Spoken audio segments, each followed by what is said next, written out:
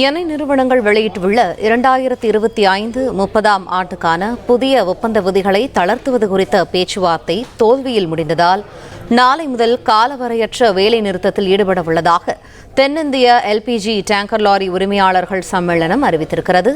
கூடுதல் தகவல்களை எமது செய்தியாளர் பரத்குமார் வழங்க கேட்போம். பரத், வணக்கம். இது தொடர்பான முழு விவரங்கள் என்ன? அதாவது நாமக்கல்லை தலைமையாக கொண்டு செயல்படும் தென்னிந்திய எல்பிஜி டேங்கர் லாரி உரிமையாளர்கள் சம்மேளனத்தில் தமிழகம், கேரளா, தெலுங்கானா, கர்நாடகா, ஆந்திரம், புதுவை உள்ளிட்ட மாநிலங்களைச் சேர்ந்த எல்பிஜி டேங்கர் லாரி உரிமையாளர்கள் உறுப்பினராக உள்ளனர். இந்த சூழலில் நாமக்கல்லில் தென்னிந்திய எல்பிஜி டேங்கர் லாரி உரிமையாளர் சங்கத்தின் தலைவர் சுந்தரராஜன் செய்தியாளர்களுக்கு பேட்டியளித்தார்.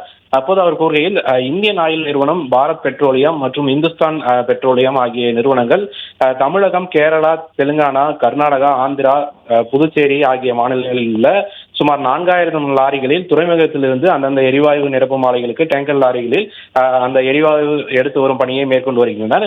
இந்த 2025-30 ஆண்டுக்கான புதிய ஒப்பந்த விதிமுறைகளை எண்ணெய் நிறுவனங்கள் அண்மையில் வெளியிட்டுள்ளன. இதில் 2 அச்சு லாரிகளை மட்டுமே பயன்படுத்தக்கூடாது உள்ளிட்ட பல்வேறு நிபந்தனைகளை முன்வைத்துள்ளன. இதனை ஏற்க மறுத்து தற்பொழுது எல்பிஜி டேங்கர் லாரி உரிமையாளர்கள் சம்மேளனத்தினர் நாளை முதல் வேலைநிறுத்த போராட்டத்தில் ஈடுபட உள்ளனர். நன்றி பரத், விரிவான தகவல்களுக்கு. பிளே ஸ்டோர் மற்றும் ஆப் ஸ்டோரில் இருந்து பாலிமர் செயலியை QR கோடு மூலம் பதிவிறக்கம் செய்யுங்கள். செய்திகளை உடனுக்குடன் பெறுங்கள்.